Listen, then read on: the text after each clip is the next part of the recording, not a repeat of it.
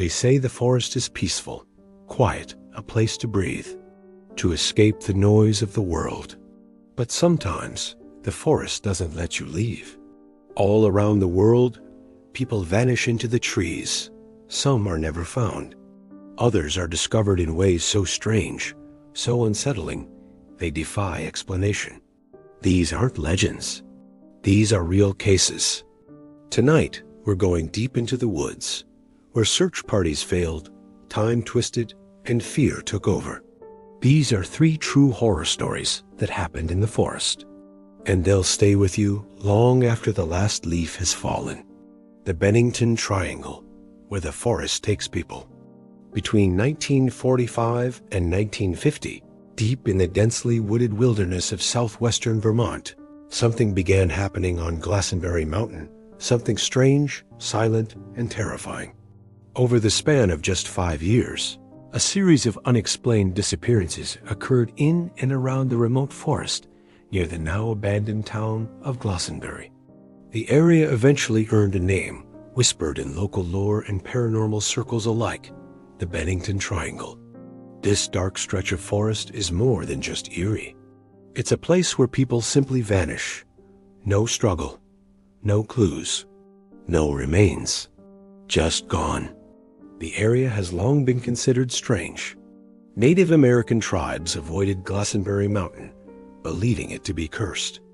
According to the Algonquin, it was a place where the earth swallowed people whole. Strange winds were said to blow through the forest. Sudden weather changes occurred often, and hikers frequently reported feeling watched. Then the vanishings began.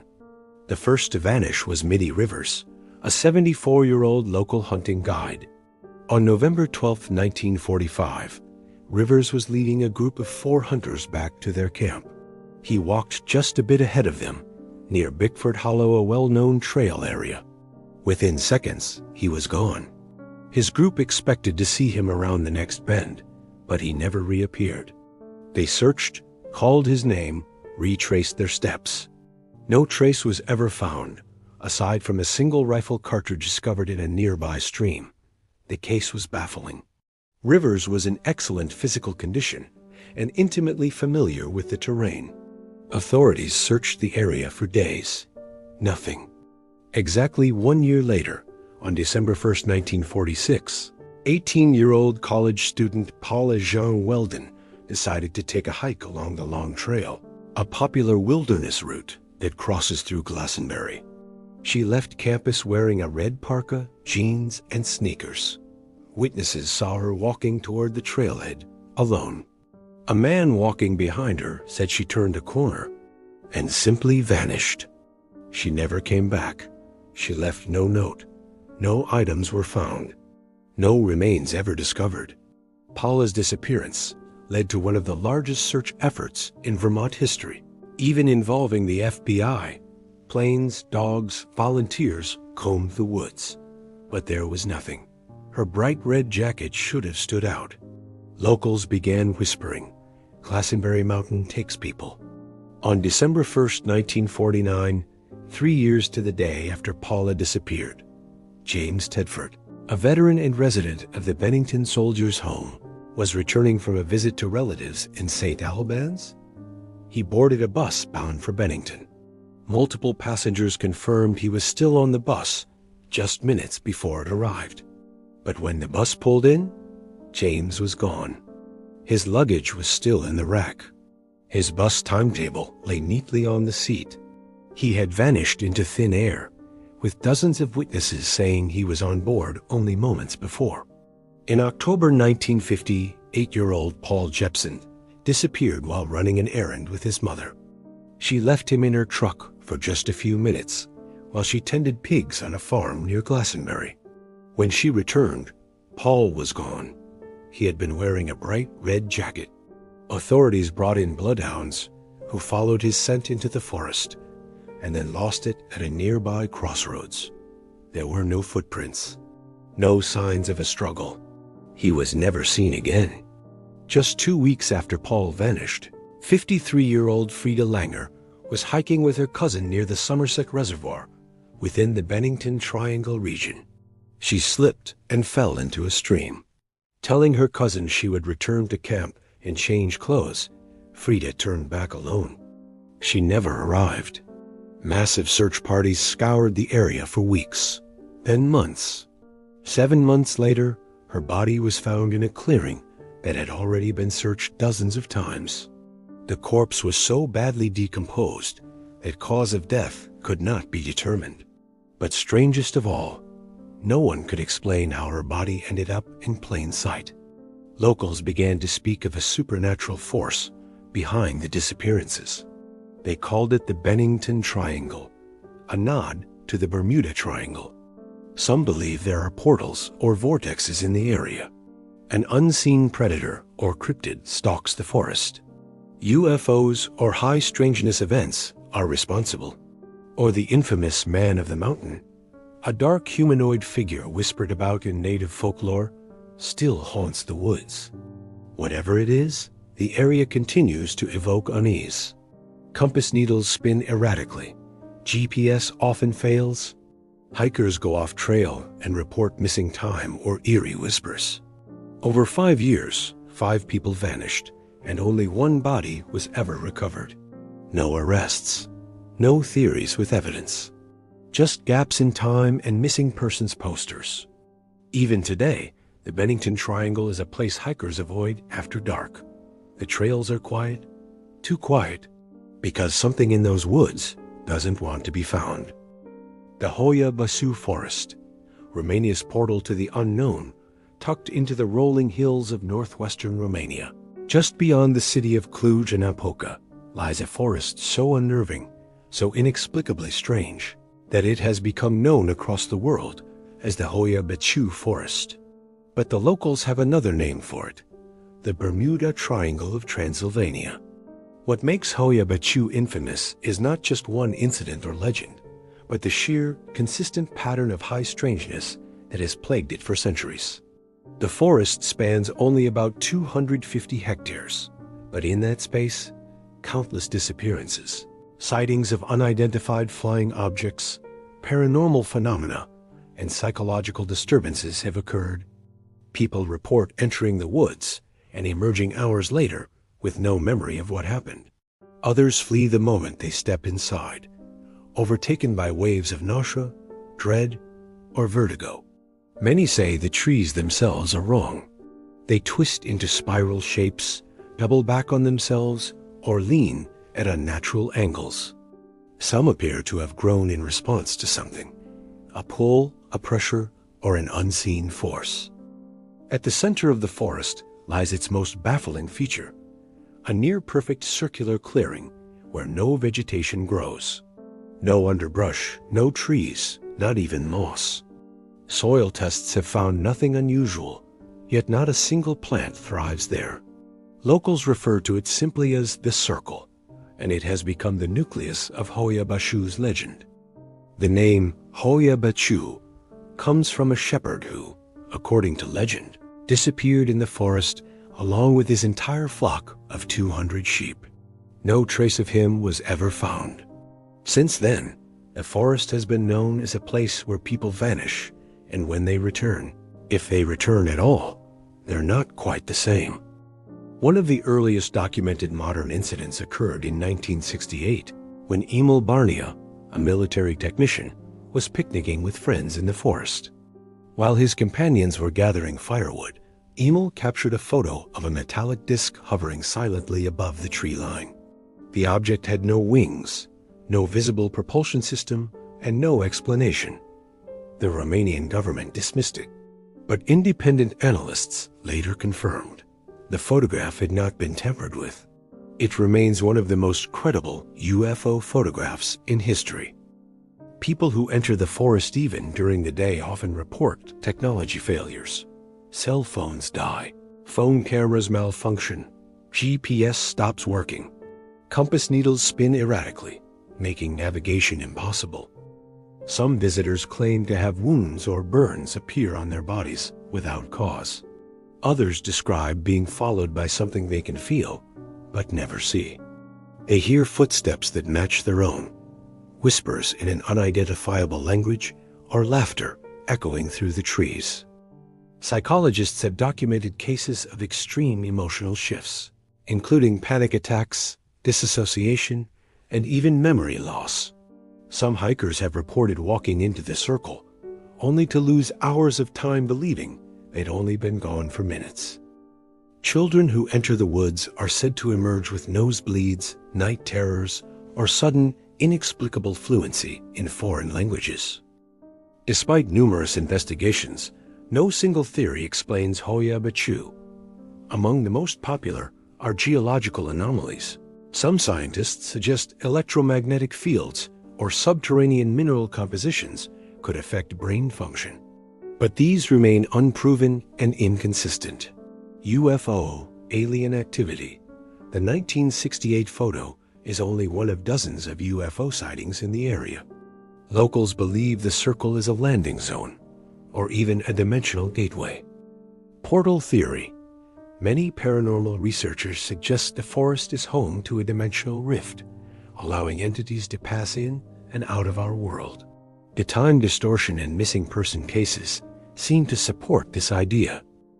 Living entity. A chilling hypothesis. The forest itself is alive. Not metaphorically, but consciously, and feeding on human energy. The fear, confusion, and suffering it induces are nourishment. Curse or spiritual trauma. Some Romanian shamans believe the forest is a place where dark rituals occurred long ago, leaving a stain in the land. Others tie it to pre-Christian spirits that guard forbidden places. Despite the danger, or perhaps because of it, Hoya Baciu draws thousands of thrill seekers, ghost hunters, and scientific researchers each year. It's been featured on paranormal TV shows, documentaries, and podcasts. Drones sent into the forest have mysteriously lost control. Paranormal investigators often leave with unexplained injuries or corrupted data. Yet the circle remains untouched, growing neither grass nor mold.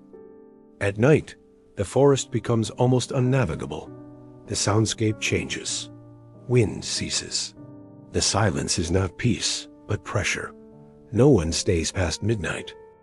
The Hoya Baciu forest is not just a collection of trees. It is a location of high strangeness, a living mystery that continues to defy every attempt at explanation. Whether a scientific anomaly, a paranormal hotspot, or something even older and more terrifying, one thing is certain: the forest is watching. And if you stay too long, it might decide you don't get to leave.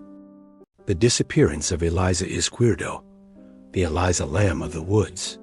In the mist-veiled forests outside Valdivia, a quiet town in southern Chile where the Rio Calcal twists between old-growth trees and soft, mossy earth, a chilling mystery still haunts locals more than 40 years later. It is the story of a 5-year-old girl named Eliza Izquierdo, a child whose vanishing and death would echo the unsettling strangeness of Eliza Lamb's infamous case. But this one happened not in a city hotel, but in the heart of the woods. It was February 1983, the end of Chile's summer, and the Izquierdo family had taken a weekend trip to a popular riverside campsite on the outskirts of the Valdivian temperate rainforest. The area was rich in biodiversity and beauty, towering coed trees, humming insects, and the smell of eucalyptus. Families camped there often. It was peaceful, until Eliza vanished. According to her parents and nearby campers, Elisa had been playing not far from their tent, near a grove of trees that stood a short walk from the water's edge. At around 4:30 p.m., one of the adults called out to her. She turned to wave, then walked casually toward the tree line, and was never seen alive again. A search began immediately. At first, they assumed she'd wandered off and gotten turned around. But within an hour, it was clear something was wrong. Search dogs were brought in, and they picked up her trail leading to the first few feet of forest. Then nothing. Her scent simply stopped, as if she disappeared into thin air. Helicopters swept over the area for days, and hundreds of volunteers combed the woods. The terrain was difficult, but not treacherous. A 5-year-old couldn't have gone far, especially alone. But there were no footprints beyond the first dozen yards. No broken branches, no clothing, no cries for help. It was as though the forest had swallowed her.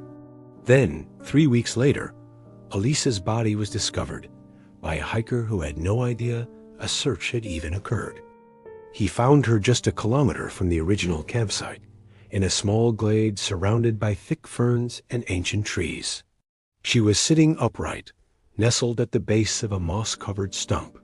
Her eyes were closed. Her hands were folded over her chest, as if in prayer.